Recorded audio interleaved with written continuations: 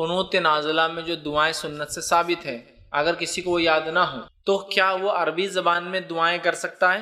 تو یاد رکھیے، اگر کسی کو قنوت نازلہ کی جو ثابت شدہ سنت دعائیں ہیں یاد نہ ہوں تو وہ عربی زبان میں کوئی بھی دعا پھر کر لے انشاءاللہ عزیز کو ہے، ربنا آتنا فی الدنیا حسنۃ وفی الآخرۃ حسنۃ وقنا عذاب النار، ایک بار نہیں 3 بار پڑھ لے، اس لیے کہ نبی اکرم صلی اللہ علیہ وسلم اہم دعاؤں کو 2 3 بار دہرایا کرتے تھے، تو وہ ایسا کر سکتا ہے۔ اور ایک بات یہ بھی ہے کہ جب آپ صلی اللہ علیہ وسلم قنوت پڑھتے ہیں تو قنوت کے آخر میں یاد رکھیے صحابہ سے عمل ثابت ہے کہ وہ صلی اللہ علیہ نبی وسلم پڑھتے تھے، نبی پر درود بھیجتے تھے آخر میں، ٹھیک ہے؟ تو یہ بھی آپ اس میں اضافہ کر سکتے ہیں کہ یہ پڑھنے کے بعد وہ صلی اللہ علیہ نبی وسلم کہ نبی اکرم صلی اللہ علیہ وسلم سلامتی ہو، یہ آپ کر سکتے، تو آپ عربی میں وہ کر سکتے، ٹھیک۔ دوسرا یہ بھی بتا دوں آپ کو میں کہ سمجھ لیجیے اب عربی میں دعا ہی یاد نہیں مجھے تو آپ کیا کریں، تو آپ تہجد جب پڑھتے ہیں، تہجد کی نماز کے سجدے میں آپ جو زبان آپ کو آتی ہے اس زبان میں دعا کر سکتے۔ تہجد میں مطلب نفل نماز کے سجدے میں جو زبان آپ کو آتی ہے، اردو، ہندی، مراٹھی، تیلگو، پنجابی، ملیالم، کوئی زبان آتی ہے اس زبان میں کر سکتے، اور علماء نے اس کا جواز دیا۔ اس لیے حدیث کے الفاظ ہے بندہ سب سے قریب اپنے رب سے سجدے کی حالت میں ہوتا ہے، لہٰذا اللہ سے مانگو۔ اور عربی زبان کی کوئی خصوصیت نہیں ہے سوائے اس کے کہ آخری نبی عربی تھے، اس لیے اللہ نے عربی میں قرآن اتارا، ورنہ عبرانی میں بھی کتابیں اتری ہیں، سوریانی میں بھی کتابیں اتری ہے، اور دنیا بھر کی مختلف زبانوں میں وَلِكُلِّ قَوْمٍ ہاد، ہر زمین ہر زمانے پہ ایک نبی، تو اس کے ساتھ وَلِكُلِّ أَجَلٍ کتاب، ہر زمانے میں ہم نے کتاب اتاری، تو وہ کتابوں کی زبانیں مختلف تھی۔ آخری نبی چونکہ عربی تھے لہٰذا قرآن عربی ہے، لیکن اللہ تعالیٰ ہر زبان کو سمجھتا، تو لہٰذا نفل نماز کے سجدے میں آپ اپنی زبان میں دعا کر سکتے ہیں، تو لہٰذا تہجد کے لیے اٹھیے، آخری رکعت کے اندر آخری سجدہ کیجیے، اس سجدے کے تسبیحات کے بعد اپنی دعا اللہ کے سامنے رکھیے۔ تو اگر عربی نہ بھی آتی ہو تو آپ کو میں نے حل اس کا دے دیا کہ اردو زبان میں بھی آپ، انگلش میں بھی آپ، اور بھی زبانوں میں بھی دعا کر سکتے ہیں، اور علماء نے اس کا جواز دیا ہے۔ بھائی کے سوال، آپ کے سوال کا دوسرا حصہ کیا تھا؟ 9 رکعت تک ہم نے دیکھ لیا۔ اب وتر کی جو ہے ادائیگی کا طریقہ کیا ہوں، اس کو کیسے ادا کیا جائے گا، ٹھیک؟ تو وتر کو ادا کرنے کا طریقہ یہ ہے کہ آپ رات میں اٹھیں گے اور تہجد پڑھیں گے، چونکہ یہ نماز وتر کی بات ہو رہی ہے، رات کی نماز کی بات، ٹھیک؟ اور وتر کی نماز جو ہے قیام اللیل کی بعد آپ سے پڑھتے ہیں، تہجد کی بات پر، تو آپ رات میں اٹھنے کے بعد 2 4 6 یا 8 رکعتیں آپ نماز پڑھیں گے، 2 کر کے 2 یا 4 یا 6 یا 8 رکعت نماز پڑھیں گے۔ ان نمازوں کے بعد 1 یا 3 یا 5 یا 7 یا 9 رکعت وتر، ہوگی بات ختم۔ یہ طریقہ ہے، پہلے آپ تہجد کے لیے اٹھیں گے، تہجد کی نماز پڑھیں گے جو کہ 2 یا 4 یا 6 یا 8 رکعت زیادہ سے زیادہ، یہ پڑھنے کے بعد آپ 1 رکعت یا 3 رکعت یا 5 رکعت یا 7 یا 9 رکعت وتر ہوں گے۔ یہ اس کا پڑھنے کا طریقہ ہے، یاد رکھیے، طریقہ یاد رکھیے، اور یہی یاد رکھیے، درست چیزیں یاد رکھیے کہ ہم جو ہے اس طرح سے اس نماز کو ادا کریں تہجد کے بعد۔ اب جو سب سے مشہور طریقہ ہے وتر کا وہ 3 رکعتیں ہیں، جو ہمارے پاس بھی چلتا ہے، تو اس کو تھوڑا سا اور ڈیٹیل میں جاتے ہیں۔ سب سے مشہور طریقہ جو وتر کا ہے وہ 3 والا ہے، وہ کیوں؟ حضرت عائشہ کی وہ روایت یاد کیجئے موطا امام مالک کی کہ نبی اکرم صلی اللہ علیہ وسلم رمضان یا غیر رمضان 11 رکعتوں سے زیادہ نہیں پڑھتے تھے، تو 11 رکعت میں 8 رکعت تہجد کی اور 3 رکعت وتر کی ہے، تو 3 پڑھنا سب سے مشہور طریقہ ہے۔ اب یہ 3 پڑھنے کا طریقہ کیا ہے؟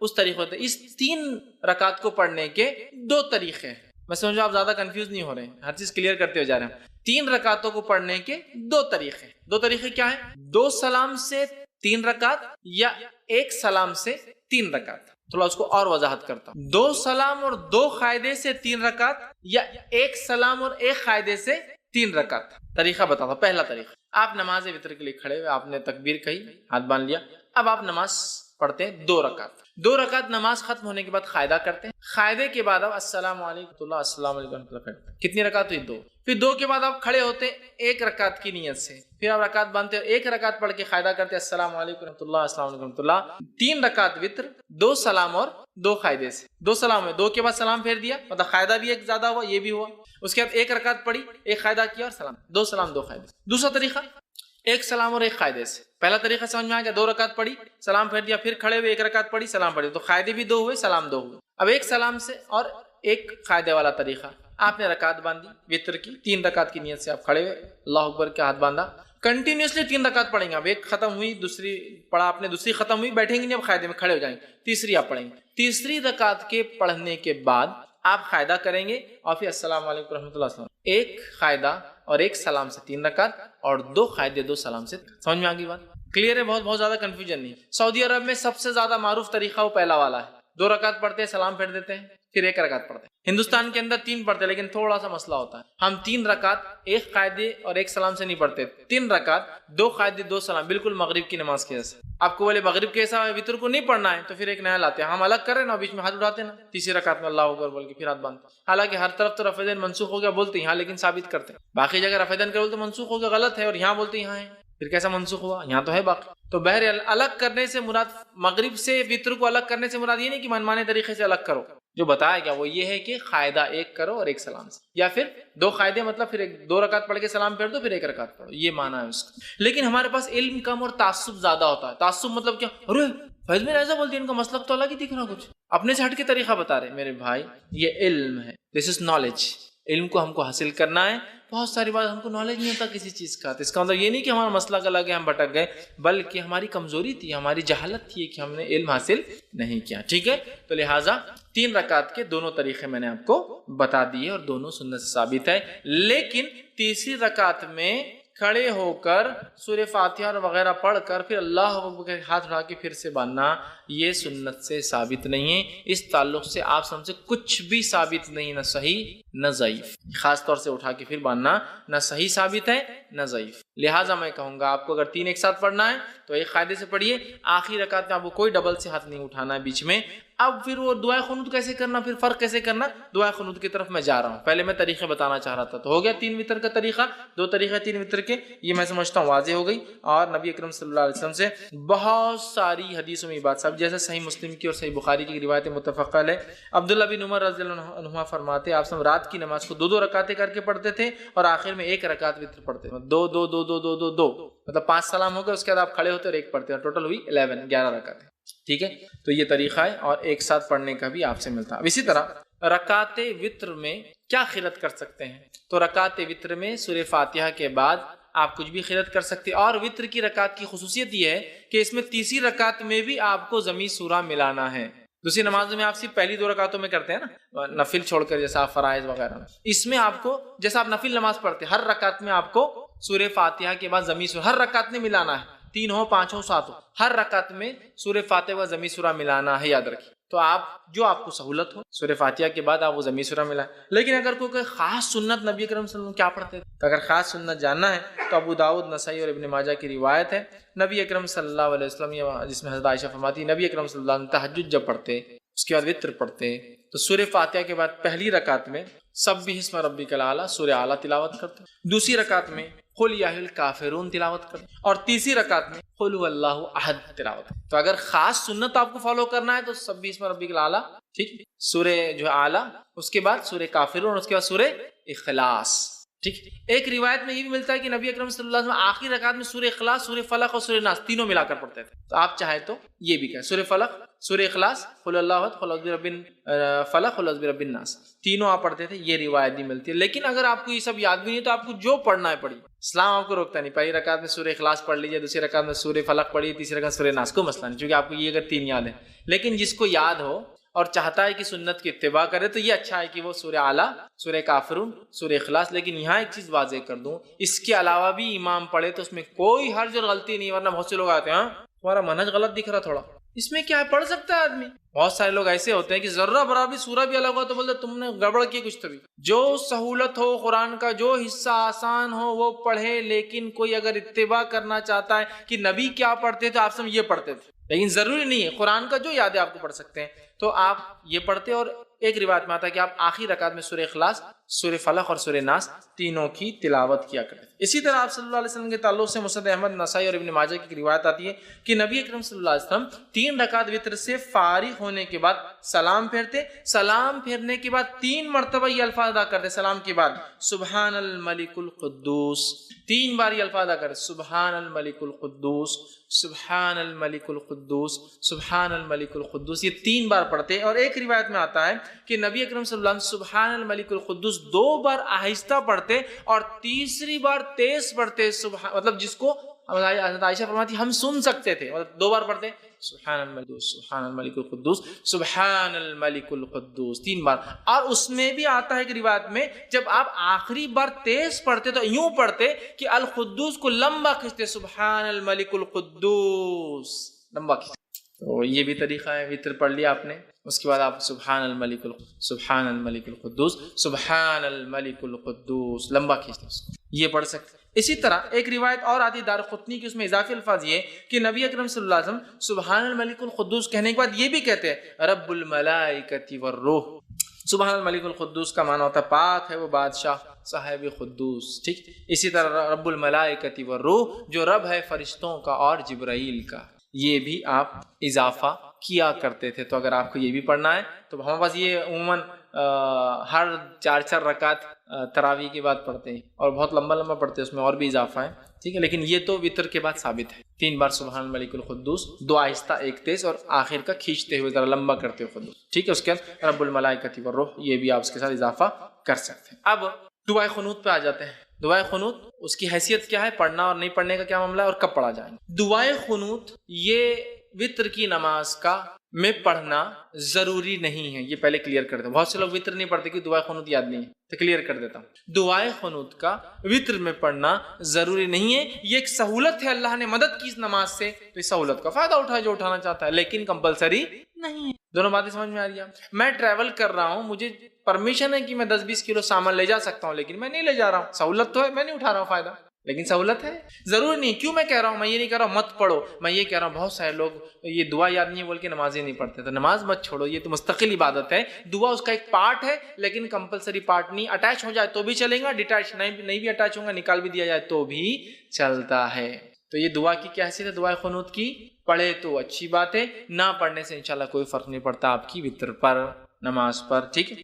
تو اسے پڑھنے کے دعائے قنوت کے 2 طریقے، دونوں طریقے بہرحال جو انسان چاہے اس پہ عمل کر سکتا۔ دعائے قنوت رکوع سے پہلے اور دعائے قنوت رکوع کے بعد۔ پہلے تو کلیئر کر دیا میں دعائے قنوت پڑھنا کمپلسری نہیں، لیکن پڑھ سکتا۔ دعائے قنوت رکوع سے پہلے اور دعائے قنوت رکوع کے بعد، اس کا طریقہ کیا ہے؟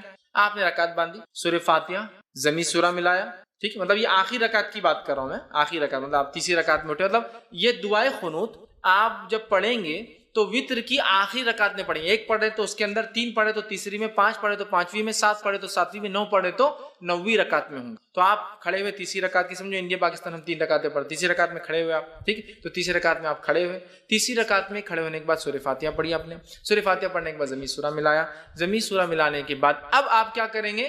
دعائے قنوت اپنی، ٹھیک، اس کے لیے خاص ہاتھ اٹھا کر واپس باندھنا یہ سنت سے ثابت نہیں ہے۔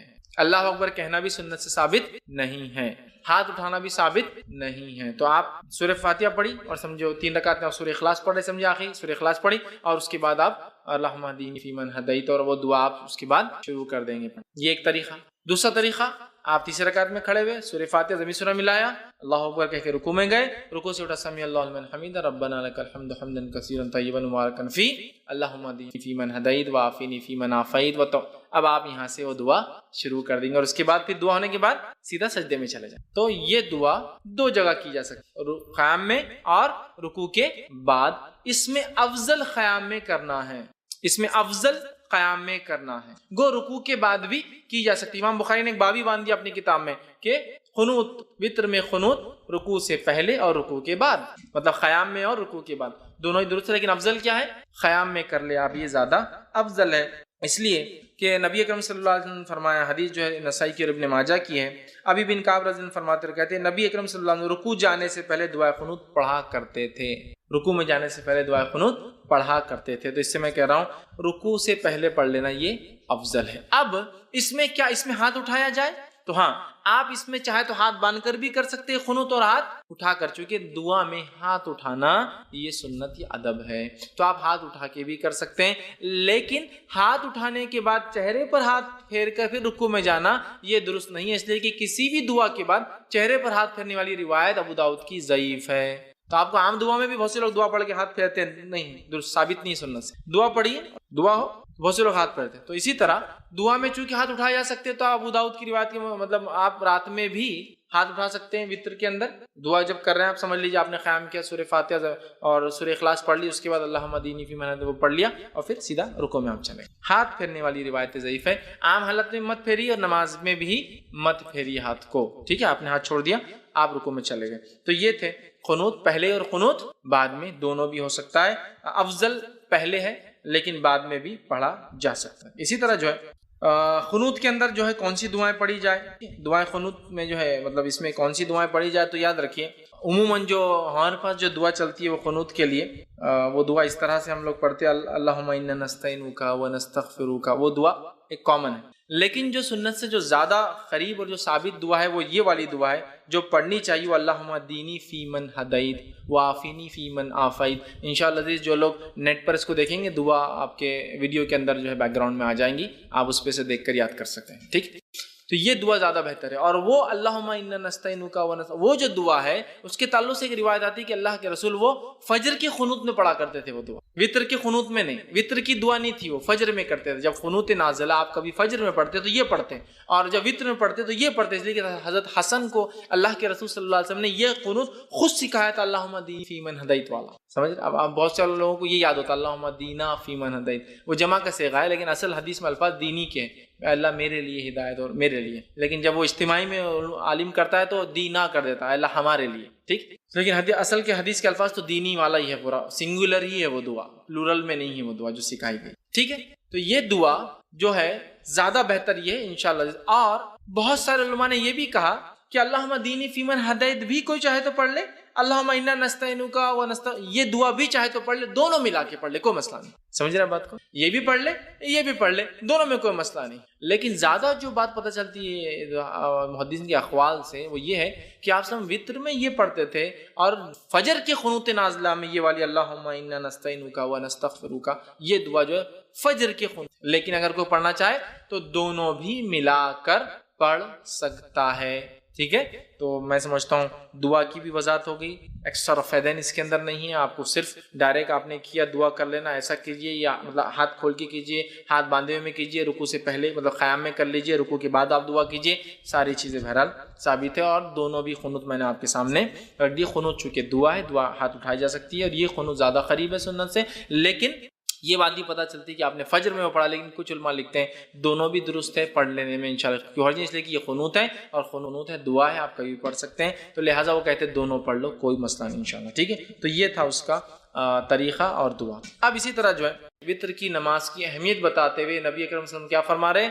وطر کو پڑھا کرو اس لیے کہ حق ہے، اور جو وطر نہ پڑھے وہ ہم میں سے نہیں ہے. مطلب یہ ہوا کہ بلا وجہ وطر کو نہیں چھوڑنا چاہیے، بلا وجہ وطر میں کوتاہی نہیں کرنا چاہیے. جتنا ہو سکتا ہے اتنا کوشش کر کے وطر کو ضرور بھی ضرور ہم لوگ پڑھیں. لیکن یہ نماز واجب نہیں ہے، انشاءاللہ آگے میں اس کی تفصیلات رکھوں گا. خود اوپر کی ایک روایت میں وضاحت بالکل ہو گئی کہ وہ حق ہے لیکن واجب نہیں ہے. لیکن وہ اتنی اہم نماز ہے کہ زور دینے کے لیے، ایمفسائز کرنے کے لیے نبی کریم صلی اللہ علیہ وسلم فرمائے وہ حق ہے بول کر، جو وطر نہ پڑھے وہ ہم میں سے نہیں، مطلب بلا وجہ وطر کی نماز کو چھوڑنے والا ہم میں سے نہیں، مطلب وہ غلط کام کرتا ہے. اسے چاہیے کہ وطر کو ادا کیا کرے اگر طاقت استطاعت سہولت ہو تو. اسی طرح جو ہے نبی اکرم صلی اللہ علیہ وسلم فرماتے ہیں، یہ طبرانی کی دارقطنی کی روایت آپ نے فرما کہا، مسند احمد میں بھی یہ روایت آتی ہے، اور آپ نے فرما رکھا 3 چیزیں میرے لیے فرض ہے، تمہارے لیے تطوع کا لفظ یعنی سنت ہے. 3 چیزیں میرے لیے واجب ہے، فرض ہے، میں اس کو کرتا ہوں، اور تمہارے لیے یہ چیز جو آپ سے فرماتے سنت ہے. کیا کیا ہے؟ قربانی، آپ نے فرمایا قربانی نبی کے فرض تھی، ہمارے لیے سنت ہے. دوسرا فرمایا نماز وطر، نماز وطر نبی اکرم صلی اللہ علیہ وسلم کے لیے فرض تھی، ہمارے لیے سنت ہے. اور تیسرا فرمایا فجر کے پہلے کی 2 رکعتیں، فجر کی 2 رکعت نماز، یہ دوسروں پر آپ نے فرمایا سنت ہے، مطلب تطوع ہے، لیکن میرے لیے یہ چیزوں کو اللہ نے واجب کر دیا، فرض کر دیا. تو اس سے بھی وطر کی اہمیت پتہ چلتی ہے کہ کتنی ہمیں. اسی طرح جو ہے نبی اکرم صلی اللہ علیہ وسلم کا جو معمول تھا وہ یہ تھا، آپ وطر کی نماز کو کبھی نہیں چھوڑتے تھے. آپ کو یہاں تک کہ سفر میں بھی وطر کی نماز پڑھتے ہوئے دیکھا گیا. مطلب وطر کی نماز کو نبی اکرم صلی اللہ علیہ وسلم نے اپنا معمول بنا دیا تھا. اور آپ سفر میں بھی، حالانکہ سفر میں قصر ہوتا ہے، جمع بھی ہو سکتی ہے، نمازیں ملائی بھی جا سکتی ہے، 2 نمازیں فجر اپنے وقت پر ظہر اثر ایک ساتھ پڑھ سکتے ہیں آپ، چاہے ظہر کے وقت میں چاہے اثر کے وقت میں، مغرب عشاء ایک ساتھ پڑھ سکتے ہیں، چاہے مغرب کے وقت میں چاہے عشاء کے وقت میں. تو گویا 3 وقت میں 5 نمازیں ہوتی ہے، اور اس میں بھی قصر کا آپ کو موقع ہے، مطلب نمازیں ہاف ہو جاتی ہے. فجر 2 کی 2 رکعت ہوتی ہے فرض، ظہر کی 4 کی 2 ہو جاتی ہے، اثر کی 4 کی 2 ہو جاتی ہے، مغرب کی 3 ہوتی ہے، اور عشاء کی 4 کی 2 ہو جاتی ہے. مطلب فرض میں بھی قصر ہے، لیکن نبی اکرم صلی اللہ علیہ وسلم نے اس حالت میں بھی جو ہے وطر کو پڑھا، وطر کو پڑھا. تو وطر کی نماز اس سے پتہ چلتا ہے بڑی اہمیت کے حامل ہے. اب وطر کی نماز کیا ہے، اس کا حکم کیا ہے؟ سنت ہے، واجب ہے، موقدہ؟ جیسے ہمارے پاس جو عموماً چلانے ہیں واجب الوطر بولتے ہیں، وہ کیوں؟ وہ جو حدیث میں نے اس سے پہلے آپ کے سامنے رکھی کہ جو وطر نہ پڑے وہ ہم میں سے نہیں ہے، تو اس سے پتہ چلا رہا ہے یہ تو بہت اہم ہے، ورنہ مسلمان نہیں ہے وہ شخص۔ لیکن علماء لکھتے ہیں یہ وضاحت کے لیے ہے، اہمیت بتانے کے لیے ہے، لیکن یہ اسلام سے خارج نہیں ہوتا کوئی وطر کی وجہ سے، ٹھیک ہے؟ تو یہ واجب نہیں، بلکہ اس کے تعلق سے صحیح قول یہ کہ وطر کا پڑھنا سنت موقدہ ہے، واجب نہیں، یاد رکھیں۔ اس لیے کہ ہمارے پاس اور خاص طور سے حنفی مسلک میں فرض الگ چیز ہے، واجب الگ چیز ہے، جبکہ ہمارے نزدیک یہ ہے کہ فرض اور واجب ایک ہی چیز ہے، یاد رکھیں، فرض اور واجب کی اہمیت ایک جیسی ہے۔ تو بہرحال وہ کہتے واجب ہے، ٹھیک ہے، ہم کہتے واجب نہیں، سنت موقدہ ہے، سنت موقدہ، اور یہی قول جمہور علماء کا، یاد رکھیے۔ اور نبی اکرم صلی اللہ علیہ وسلم کی ایک حدیث میں نے آپ کے سامنے پہلے رکھ بھی دی تھی۔ اسی طرح ایک اور روایت ہے جو میں نے پہلے آپ کے سامنے رکھی تھی، جس میں آپ نے فرمایا اور کہا کہ یہ جو ہے آپ فرماتے نہیں سوائے اس کے تطوع یعنی سنت نفل پڑھے، مطلب وطر کی نماز یہ جو ہے یہ سنت ہے، سنت موقدہ ہے۔ ایک رات نے فرمایا مجھ پر فرض ہے اور تم لوگوں پر تطوع، تم لوگوں پر کیا ہے؟ سنت ہے، تم لوگوں پر یہ نماز فرض نہیں ہے۔ تو اس سے پتہ چلا یہ نماز واجب نہیں بلکہ سنت موقدہ ہے، ٹھیک ہے۔ اسی طرح امام مالک جو ہے اور مسند احمد کے اندر روایت آتی ہے، عبادہ بن صامت رضی اللہ عنہ اس کے راوی فرماتے اور کہتے ہیں کہ جس کے اندر آپ صلی اللہ علیہ وسلم نے فرمایا کہ یہ تطوع، یہ نماز سنت ہے، نہ کہ تم پر فرض، تو بلکہ یہ جس کو ہم کہیں گے عام زبان میں سنت موقدہ جو کہتے ہیں نا، ایسی سنت جس کو نبی اکرم صلی اللہ علیہ وسلم نے ہر حال میں کرنے کی کوشش کی، یہ نماز ایسی ہے، یاد رکھیے وطر۔ اب وطر کی نماز کا وقت کب شروع ہے اس کے تعلق سے دیکھ لیتے ہیں۔ تو میں سمجھتا ہوں پہلی حدیث میں نے درس کی ابتدا میں جو بتائی واضح ہے کہ یہ نماز کے ذریعے اللہ نے ہماری مدد کی، اور یہ نماز عشاء کے بعد سے لے کر فجر کے پہلے تک پڑھی جا سکتی ہے، ٹھیک۔ تو اس کا وقت شروع ہوتا ہے عشاء کے بعد سے فجر کے طلوع مطلب فجر کے شروع ہونے سے پہلے تک، مطلب اس کو عام زبان میں کہوں تو عشاء کے بعد سے سحر کے وقت کے ختم ہونے تک، چونکہ سحر کا وقت ختم ہوتا ہے تو فجر شروع ہو جاتی ہے، تو اس کا وقت رات میں عشاء کے بعد سے لے کر سحر کے شروع ہونے کے پہلے تک ہے۔ تو ہم لوگ کوشش کریں کہ اس عمل کو جو ہے اگر ہم کرنا چاہتے ہیں تو عشاء کے بعد سے لے کر فجر کے پہلے تک کر سکتے ہیں۔ ابو داؤد، ترمذی اور ابن ماجہ کی روایت ہے، آپ صلی اللہ علیہ وسلم فرمایا اور کہا اسے نماز عشاء اور طلوع فجر کے مابین پڑھو، عشاء کے بعد اور طلوع فجر کے شروع ہونے کے بیچ میں کہیں آپ اس نماز کو پڑھ سکتے ہیں، یاد رکھیں، ٹھیک ہے۔ اسی طرح جو ہے آپ صلی اللہ علیہ وسلم فرماتے ہیں، اور صحیح بخاری اور صحیح مسلم کی متفق علیہ روایت آپ نے فرمایا اور کہا نبی اکرم صلی اللہ علیہ وسلم رات کے ہر حصے میں نماز وطر ادا فرمائی، ابتدائی حصے میں بھی، وسط شب میں بھی، اور رات کے آخری حصے میں بھی۔ اور یہ روایت حضرت عائشہ سے ہے کہ حضرت عائشہ فرماتی ہے کہ آپ صلی اللہ علیہ وسلم وطر کی نماز عشاء کے بعد بھی پڑھتے تھے، اس کے بعد سے لے کر نماز رات کے کسی بیچ کے حصے میں بھی پڑھتے تھے، اور اس کے علاوہ رات کے آخر حصے میں بھی پڑھا کرتے تھے۔ تو اس سے پتہ چلا کہ وطر کی نماز عشاء کے بعد سے لے کر فجر کے پہلے تک کبھی بھی پڑھی جا سکتی ہے، اور نبی اکرم صلی اللہ علیہ وسلم نے عشاء کے بعد سے لے کر فجر کے پہلے تک پڑھا۔ اسی طرح ایک دوسری روایت صحیح بخاری اور صحیح مسلم کی آپ نے فرمایا اور کہا، اور آپ صلی اللہ علیہ وسلم نے جن دنوں میں وفات پائی، مطلب یہ روایت بھی عائشہ فرماتی اور کہتی ہے اس روایت میں کہ جن دنوں میں نبی اکرم صلی اللہ علیہ وسلم وفات پائی ان دنوں میں آپ آخری حصے سحر کے وقت وطر کو پڑھا کرتے تھے۔ اس سے کیا پتہ چلا؟ آپ صلی اللہ علیہ وسلم عشاء کی بعد بھی پڑھتے، بیچ میں پڑھتے، اور آخر وقت میں، لیکن آپ نے کیا کیا؟ اس کو آخر وقت میں اللہ کے رسول اس کو سحر کے وقت پڑھا کرتے تھے۔ اسی طرح جو ہے نبی اکرم صلی اللہ علیہ وسلم کا جو ہے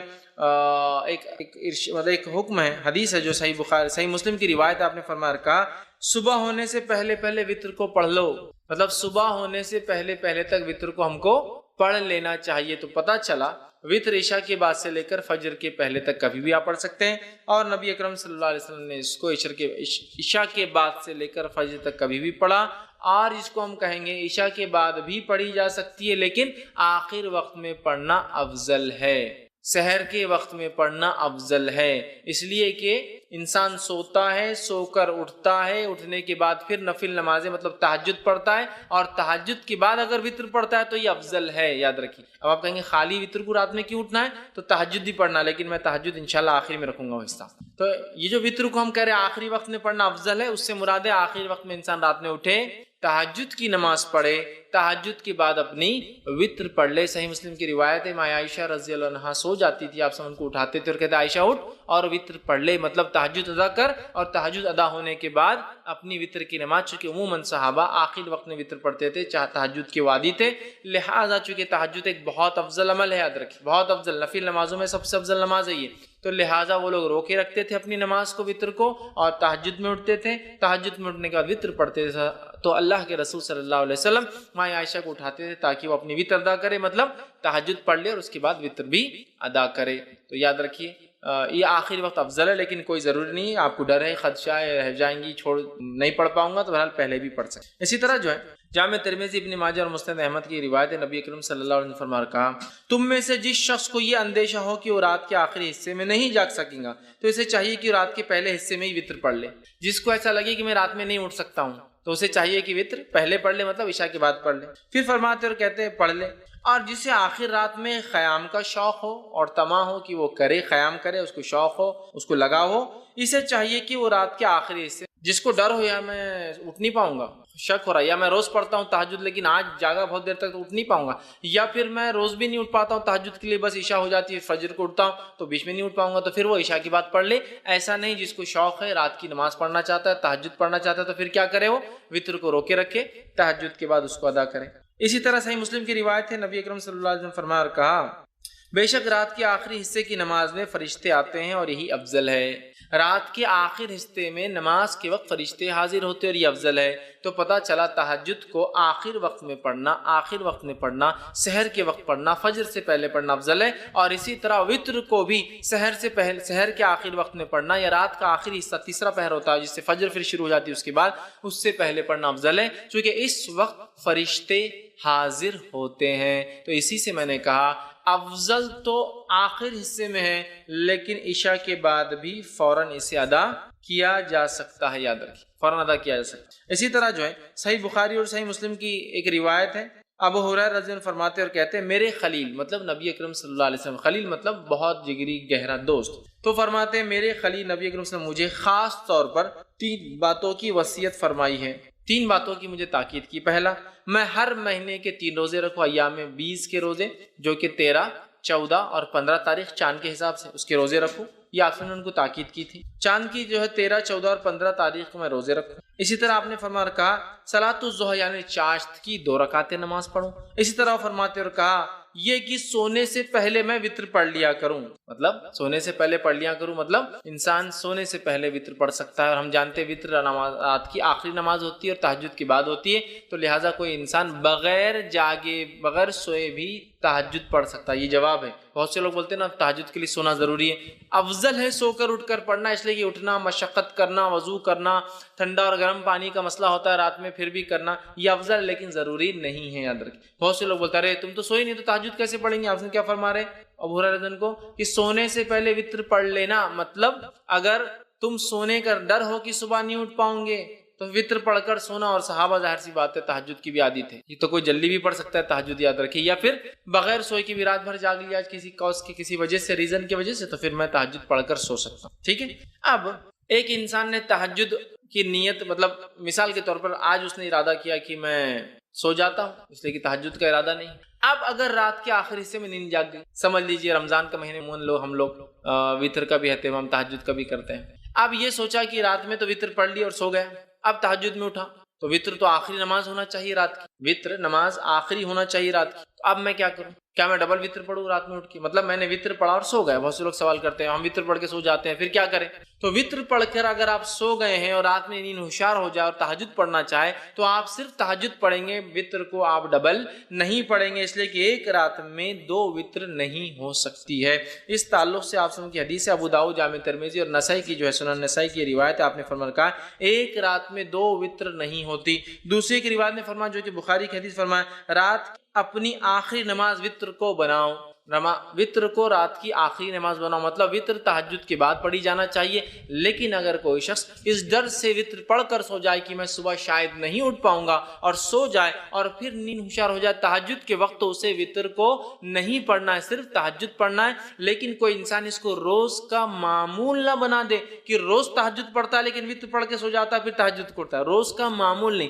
اگر میں روز اٹھ کر تہجد پڑھنے کا عادی ہوں تو پھر میں وطر کو اپنی آخری نماز بناؤں گا۔ یہ غلط فہمی جو ہوتی ہے ہندوستان پاکستان میں یہ بھی ہے کہ اس کو عشاء کا حصہ سمجھتے ہیں تو عشاء کے بعد پڑھ کے سو جاتے ہیں، پھر تہجد میں اٹھتے ہیں، تہجد پڑھ کے پھر اس میں ایک وطر پڑھتے ہیں۔ کیونکہ حدیث میں نا 11 رکعتیں پڑھتے تھے تو پھر کیا کرتے، پھر سے ایک وطر پڑھتے، تو ایک رات میں 2 وطر نہیں ہوتی۔ وطر کو آخری نماز بنانا ہے، تو جس کو ڈر ہے کہ صبح نہیں اٹھ پائیں گا اور وہ پڑھ کر سو جائے اور اٹھ جائے کبھی کبھار، تو وہ تہجد پڑھ لے سکتا ہے۔ لیکن روز جو تہجد پڑھتا ہے وہ شخص جو اپنے وطر کو روکے رکھیں گا، پھر رات میں اٹھیں گا، تہجد ادا کریں گا، تہجد کی ادا کرنے کے بعد پھر وہ اپنی وطر کی نماز کو ادا کریں گا۔ اس بات کو ہم یاد رکھیں، چونکہ اسے آخری نماز بنانا چاہیے۔ اور اگر کوئی سو جائے پڑھ کر اٹھ جائے تو پھر وطر دہرانے کی ضرورت نہیں ہے، صرف وہ تہجد کی نماز پڑھ لے۔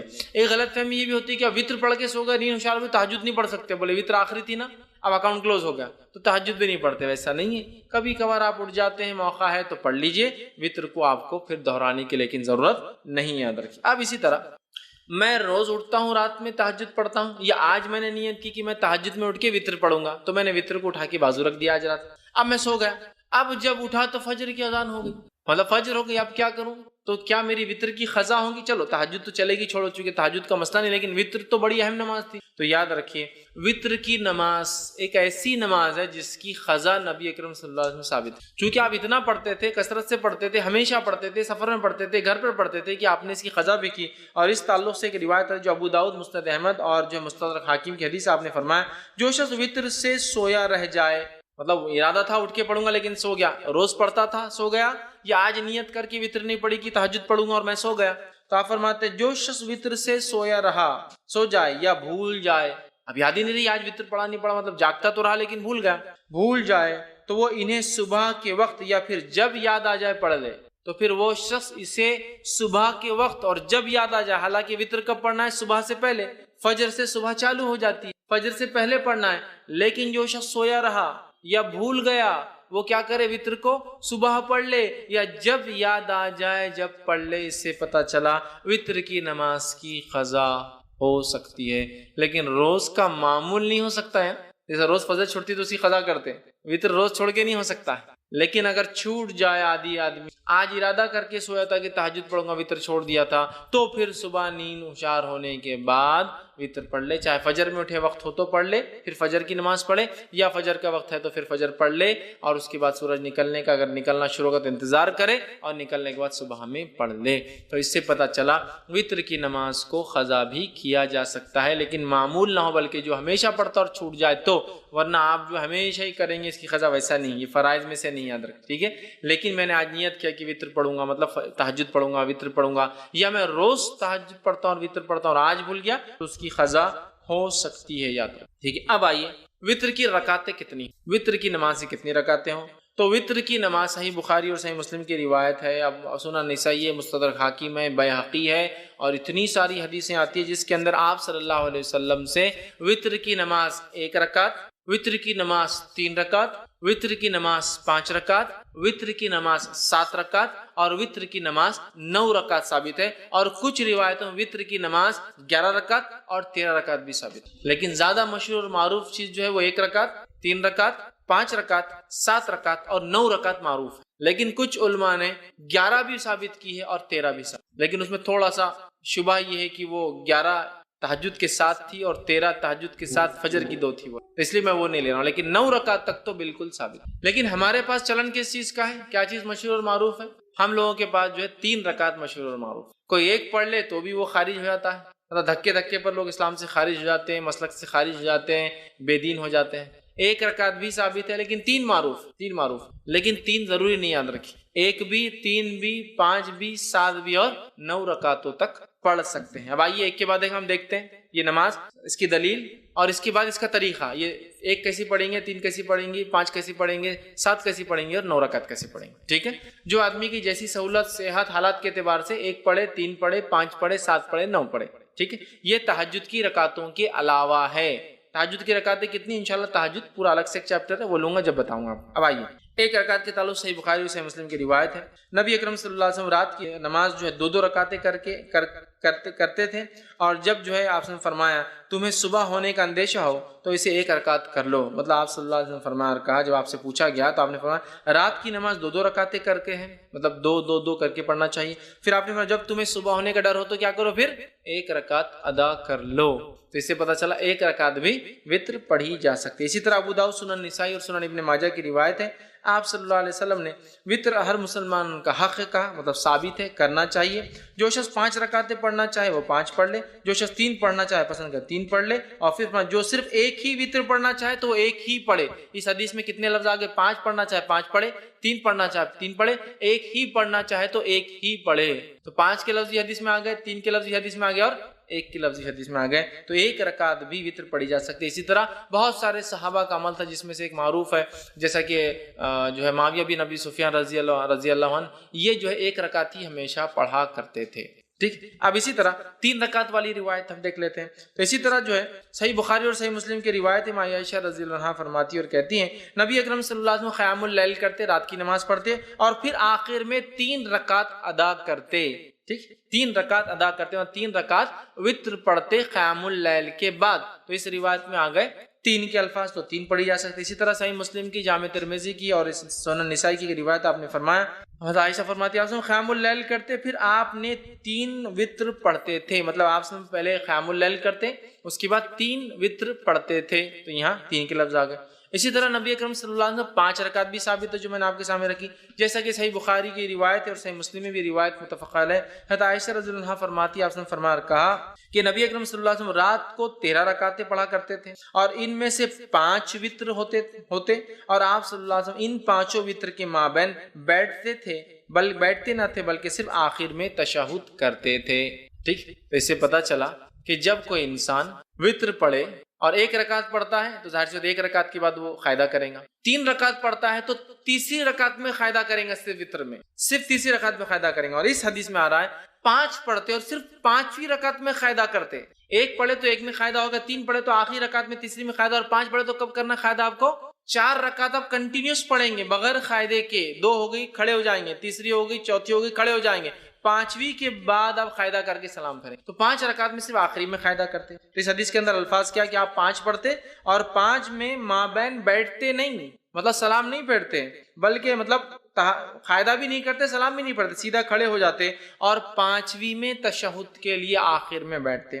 اسی طرح 7 رکعت والی روایت آئیے دیکھتے ہیں، سنن نسائی کی، ابن ماجہ، مسند احمد کی روایت ہے، عائشہ رضی اللہ عنہا فرماتی اور کہتی ہے نبی اکرم صلی اللہ علیہ وسلم کبھی 7 اور کبھی 5 وتر پڑھتے تھے اور ان سب کے درمیان میں سلام و کلام سے فصل نہیں کرتے تھے، مطلب پوری رکعتیں 5 یا 7 ایک ساتھ پڑھتے تھے اور بیچ میں سلام بھی نہیں کرتے اور بعد بھی نہیں کرتے، فصل مطلب گیپ نہیں دیتے تھے، کنٹینیوسلی پڑھتے تھے۔ تو 7 رکعتیں پڑھنا ہے تو 7 رکعتوں میں کیا کرنا پڑے گا آپ کو؟ سلام کب کرنا پڑے گا؟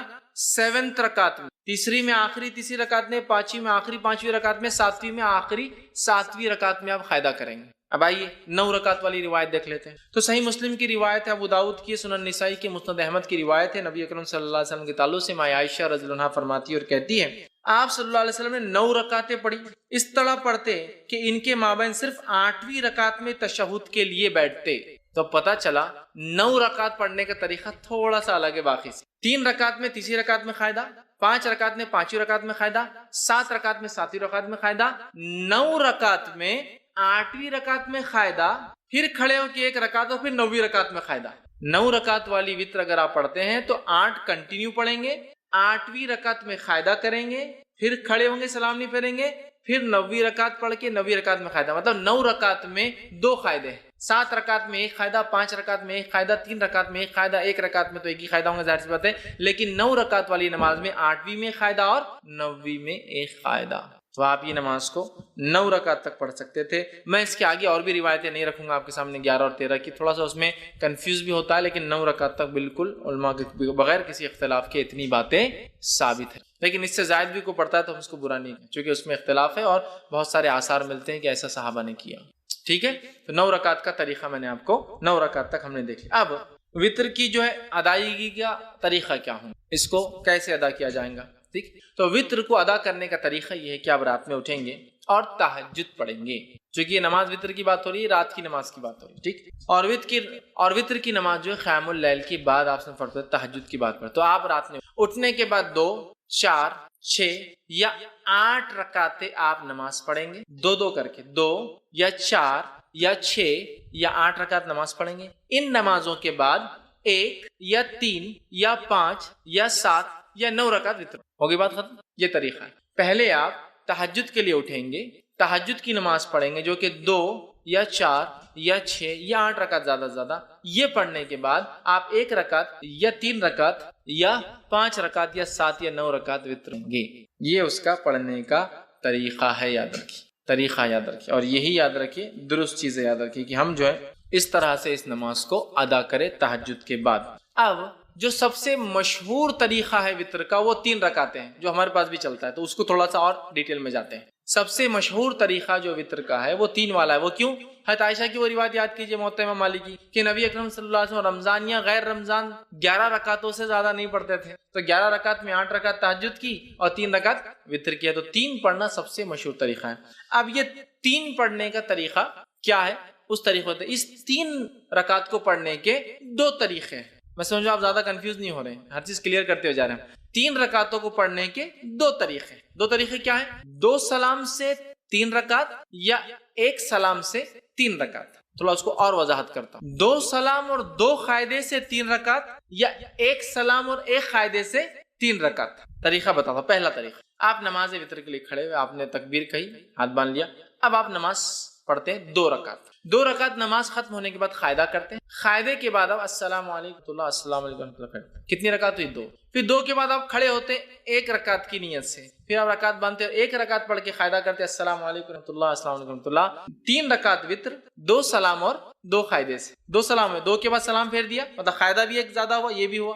اس کے بعد 1 رکعت پڑھی، 1 قاعدہ کیا اور سلام. 2 سلام 2 قاعدے. دوسرا طریقہ 1 سلام اور 1 قاعدے سے. پہلا طریقہ سمجھ میں آ گیا، 2 رکعت پڑھی، سلام پھیر دیا، پھر کھڑے ہوئے 1 رکعت پڑھی، سلام پڑھی. تو قاعدے بھی 2 ہوئے، سلام 2 ہوئے. اب 1 سلام سے اور 1 قاعدے والا طریقہ، آپ نے رکعت باندھی وطر کی، 3 رکعت کی نیت سے آپ کھڑے ہوئے، اللہ اکبر کے ہاتھ باندھا، کنٹینیوسلی 3 رکعت پڑھیں گے. اب 1 ختم ہوئی، دوسری پڑھا آپ نے، دوسری ختم ہوئی، بیٹھیں گے نہیں، اب قاعدے میں کھڑے ہو جائیں گے، تیسری آپ پڑھیں گے. تیسری رکعت کے پڑھنے کے بعد آپ قاعدہ کریں گے اور پھر السلام علیکم رحمۃ اللہ. 1 قاعدہ اور 1 سلام سے 3 رکعت اور 2 قاعدے 2 سلام سے. سمجھ میں آ گئی بات؟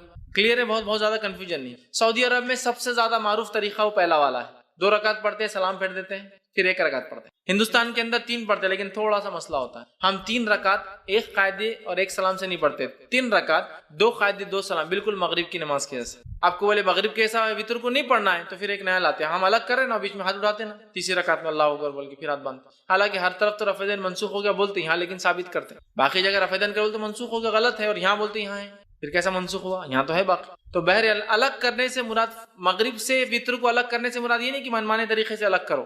جو بتایا گیا وہ یہ ہے کہ قاعدہ 1 کرو اور 1 سلام سے، یا پھر 2 قاعدے، مطلب پھر 2 رکعت پڑھ کے سلام پھیر دو، پھر 1 رکعت پڑھو. یہ معنی ہے اس کا. لیکن ہمارے پاس علم کم اور تعصب زیادہ ہوتا ہے. تعصب مطلب کیا؟ ارے فیض میں ایسا بولتے ہیں، ان کا مسلک تو الگ ہی دکھ رہا، کچھ اپنے سے ہٹ کے طریقہ بتا رہے. میرے بھائی یہ علم ہے، دس از نالج. علم کو ہم کو حاصل کرنا ہے. بہت ساری بات ہم کو نالج نہیں ہوتا کسی چیز کا، تو اس کا مطلب یہ نہیں کہ ہمارا مسلک الگ ہے، ہم بھٹک گئے، بلکہ ہماری کمزوری تھی، ہماری جہالت تھی کہ ہم نے علم حاصل نہیں کیا. ٹھیک ہے، تو لہٰذا 3 رکعت کے دونوں طریقے میں نے آپ کو بتا دیے اور دونوں سنت سے ثابت ہے. لیکن تیسری رکعت میں کھڑے ہو کر سورہ فاتحہ اور وغیرہ پڑھ کر پھر اللہ اکبر کے ہاتھ اٹھا کے پھر سے باندھنا، یہ سنت سے ثابت نہیں ہے. اس تعلق سے آپ سب سے کچھ بھی ثابت نہیں، نہ صحیح نہ ضعیف. خاص طور سے اٹھا کے پھر باندھنا نہ صحیح ثابت ہے نہ ضعیف. لہٰذا میں کہوں گا آپ کو اگر 3 ایک ساتھ پڑھنا ہے تو 1 قاعدے سے پڑھیے. آخری رکعت میں آپ کو کوئی ڈبل سے ہاتھ نہیں اٹھانا ہے بیچ میں. اب پھر وہ دعائے قنوت کیسے کرنا، پھر فرق کیسے کرنا، دعائے قنوت کی طرف میں جا رہا ہوں. پہلے میں طریقے بتانا چاہ رہا تھا. تو ہو گیا 3 وتر کا طریقہ، 2 طریقے 3 وتر کے، یہ میں سمجھتا ہوں واضح ہو گئی. اور نبی اکرم صلی اللہ علیہ وسلم سے بہت ساری حدیثوں میں یہ بات سب، جیسے صحیح مسلم کی اور صحیح بخاری کی روایت متفق علیہ. عبداللہ بن عمر رضی اللہ عنہما فرماتے آپ سب رات کی نماز کو 2 رکعتیں کر کے پڑھتے تھے اور آخر میں 1 رکعت وتر پڑھتے تھے. 2 2 2 2 2 2 2 مطلب 5 سلام ہو گئے، اس کے بعد آپ کھڑے ہوتے اور 1 پڑھتے ہیں، ٹوٹل ہوئی 11 رکعتیں. ٹھیک ہے، تو یہ طریقہ ہے اور ایک ساتھ پڑھنے کا بھی آپ سے ملتا ہے. اب اسی طرح رکعت وتر میں کیا خیرت کر سکتے ہیں؟ تو رکعت وتر میں سورہ فاتحہ کے بعد آپ کچھ بھی خیرت کر سکتے ہیں. اور وتر کی رکعت کی خصوصیت یہ ہے کہ اس میں تیسری رکعت میں بھی آپ کو ضمی سورہ ملانا ہے. دوسری نمازوں میں آپ صرف پہلی 2 رکعتوں میں کرتے ہیں نا، نفل چھوڑ کر، جیسا آپ فرائض وغیرہ. اس میں آپ کو جیسا آپ نفل نماز پڑھتے ہیں، ہر رکعت میں آپ کو سورہ فاتحہ کے بعد ضمی سورہ ہر رکعت میں ملانا ہے. 3 ہو 5 ہو 7 ہو، ہر رکعت میں سورہ فاتحہ و ضمی سورہ ملانا ہے، یاد رکھیے. تو آپ جو آپ کو سہولت ہو سورہ فاتحہ کے بعد آپ وہ ضمی سورہ ملائیں. لیکن اگر کوئی خاص سنت نبی کرم صلی اللہ علیہ وسلم کیا پڑھتے تھے، تو اگر خاص سنت جاننا ہے تو ابو داؤد، نسائی اور ابن ماجہ کی روایت ہے، نبی اکرم صلی اللہ علیہ وسلم، جس میں حضرت عائشہ فرماتی نبی اکرم صلی اللہ علیہ وسلم تہجد جب پڑھتے اس کے بعد وتر پڑھتے تو سورہ فاتحہ کے بعد پہلی رکعت میں سبح اسم ربک الاعلی سورہ اعلیٰ تلاوت کرتے، دوسری رکعت میں قل یا الکافرون تلاوت کرتے، اور تیسری رکعت میں قل هو اللہ احد تلاوت. تو اگر خاص سنت آپ کو فالو کرنا ہے تو سبح اسم ربک الاعلی، ٹھیک، سورہ جو اعلیٰ، اس کے بعد سورہ کافرون، اور اس کے بعد سورہ اخلاص. ٹھیک، ایک روایت میں یہ بھی ملتا ہے کہ نبی اکرم صلی اللہ علیہ وسلم آخری رکعت میں سورہ اخلاص، سورہ فلق اور سورہ ناس تینوں ملا کر پڑھتے تھے. تو آپ چاہے تو یہ بھی کہیں سورہ فلق، سورہ اخلاص، قل اللہ احد، قل اعوذ برب الفلق، قل اعوذ برب الناس، تینوں آپ پڑھتے تھے. یہ روایت بھی ملتی ہے. لیکن اگر آپ کو یہ سب یاد بھی نہیں تو آپ کو جو پڑھنا ہے پڑھیے، اسلام آپ کو روکتا نہیں. پہلی رکعت میں سورہ اخلاص پڑھ لیجیے، دوسری رکعت میں سورہ فلق پڑھیے، تیسری رکعت سورہ ناس، کو مسئلہ نہیں، کیونکہ آپ کو یہ اگر 3 یاد ہے.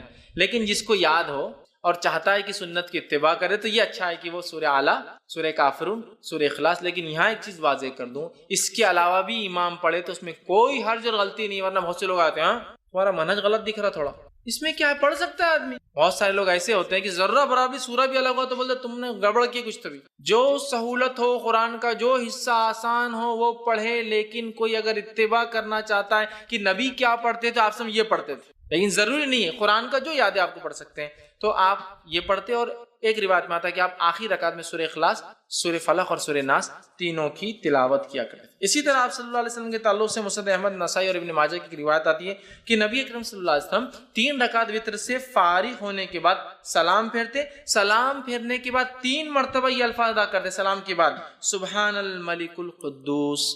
3 بار یہ الفاظ ادا کرتے، سبحان الملک القدوس، سبحان الملک القدوس، سبحان الملک القدوس. یہ 3 بار پڑھتے. اور ایک روایت میں آتا ہے کہ نبی اکرم صلی اللہ علیہ وسلم سبحان الملک القدوس 2 بار آہستہ پڑھتے اور تیسری بار تیز پڑھتے. مطلب جس کو حضرت عائشہ فرماتی ہم سن سکتے تھے، مطلب 2 بار پڑھتے سبحان الملک، سبحان الملک القدوس، سبحان الملک القدوس 3 بار. اور اس میں بھی آتا ہے کہ روایت میں جب آپ آخری بار تیز پڑھتے تو یوں پڑھتے کہ القدوس کو لمبا کھینچتے، سبحان الملک القدوس لمبا کھینچتے. تو یہ بھی طریقہ ہے. وتر پڑھ لیا آپ نے، اس کے بعد آپ سبحان الملک سبحان الملک القدوس، سبحان الملک القدوس لمبا کھینچتے اس کو، یہ پڑھ سکتے. اسی طرح ایک روایت اور آتی دارقطنی کی، اس میں اضافی الفاظ یہ کہ نبی اکرم صلی اللہ علیہ وسلم سبحان الملک القدوس کہنے کے بعد یہ بھی کہتے ہیں رب الملائکۃ والروح. سبحان الملک القدوس کا معنی ہوتا ہے پاک ہے وہ بادشاہ صاحب قدوس. ٹھیک، اسی طرح رب الملائکۃ والروح جو رب ہے فرشتوں کا اور جبرائیل کا، یہ بھی آپ اضافہ کیا کرتے تھے. تو اگر آپ کو یہ بھی پڑھنا ہے تو ہمارے پاس یہ عموماً ہر 4 رکعت تراویح کے بعد پڑھتے ہیں اور بہت لمبا لمبا پڑھتے ہیں، اس میں اور بھی اضافہ ہے.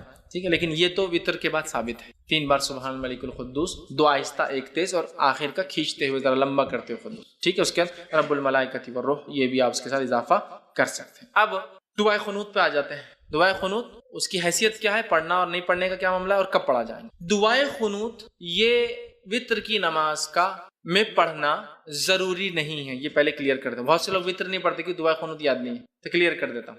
دعائے قنوت کا وتر میں پڑھنا ضروری نہیں ہے. یہ ایک سہولت ہے، اللہ نے مدد کی اس نماز سے، تو اس سہولت کا فائدہ اٹھائے جو اٹھانا چاہتا ہے، لیکن کمپلسری نہیں ہے. دونوں باتیں سمجھ میں آ رہی ہیں. میں ٹریول کر رہا ہوں، مجھے پرمیشن ہے کہ میں 10-20 کلو سامان لے جا سکتا ہوں، لیکن میں نہیں لے جا رہا ہوں. سہولت تو ہے، میں نہیں اٹھا رہا ہوں فائدہ. لیکن سہولت ہے، ضروری نہیں. کیوں میں کہہ رہا ہوں، میں یہ نہیں کہہ رہا ہوں مت پڑھو، میں یہ کہہ رہا ہوں بہت سارے لوگ یہ دعا یاد نہیں بول کے نماز ہی نہیں پڑھتے. تو نماز مت چھوڑو، یہ تو مستقل عبادت ہے. دعا اس کا ایک پارٹ ہے لیکن کمپلسری پارٹ نہیں. اٹیچ ہو جائے تو بھی چلے گا، ڈیٹیچ نہیں بھی اٹیچ ہوگا، نکال بھی دیا جائے تو بھی چلتا ہے.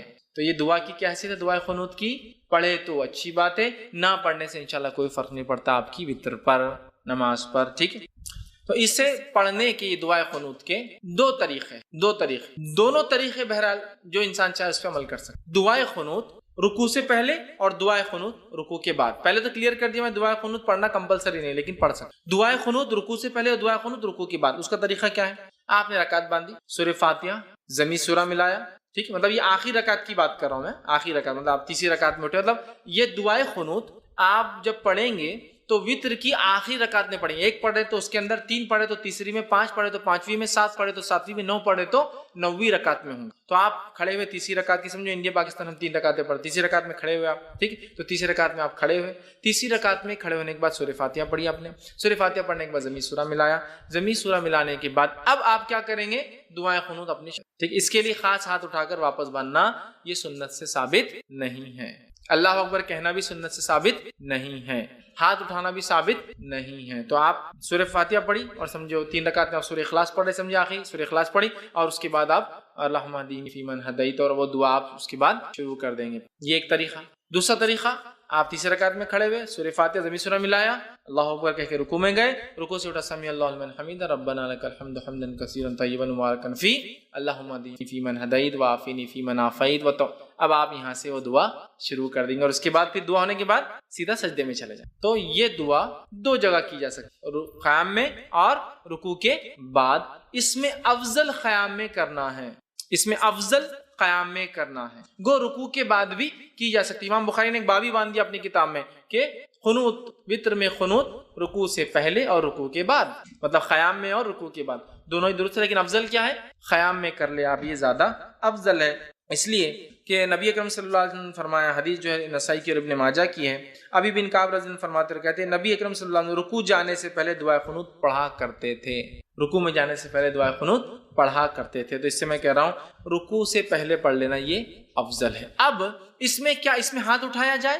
تو ہاں، آپ اس میں چاہے تو ہاتھ باندھ کر بھی کر سکتے ہیں قنوت اور ہاتھ اٹھا کر، چونکہ دعا میں ہاتھ اٹھانا یہ سنت یا ادب ہے. تو آپ ہاتھ اٹھا کے بھی کر سکتے ہیں، لیکن ہاتھ اٹھانے کے بعد چہرے پر ہاتھ پھیر کر پھر رکوع میں جانا یہ درست نہیں ہے. اس لیے کہ کسی بھی دعا کے بعد چہرے پر ہاتھ پھیرنے والی روایت ابو داؤد کی ضعیف ہے. تو آپ کو عام دعا میں بھی بہت سے لوگ دعا پڑھ کے ہاتھ پھیرتے ہیں، نہیں، درست ثابت نہیں سنت سے. دعا پڑھیے، دعا ہو، بہت سے لوگ ہاتھ پھیرتے ہیں. تو اسی طرح دعا میں چونکہ ہاتھ اٹھائے جا سکتے، تو ابو داؤد کی روایت کے مطلب آپ رات میں بھی ہاتھ اٹھا سکتے ہیں. وتر کے اندر دعا جب کر رہے ہیں، آپ سمجھ لیجیے آپ نے قیام کیا، سورہ فاتحہ اور سورہ اخلاص پڑھ لی، اس کے بعد اللہم اہدنی فیمن ہدیت وہ پڑھ لیا اور پھر سیدھا رکوع میں آپ چلے. ہاتھ پھیرنے والی روایت ضعیف ہے. عام حالت میں مت پھیریے اور نماز میں بھی مت پھیریے ہاتھ کو. ٹھیک ہے، آپ نے ہاتھ چھوڑ دیا، آپ رکوع میں چلے گئے. تو یہ تھے قنوت پہلے اور قنوت بعد میں، دونوں بھی ہو سکتا ہے. افضل پہلے ہے لیکن بعد میں بھی پڑھا جا سکتا ہے. اسی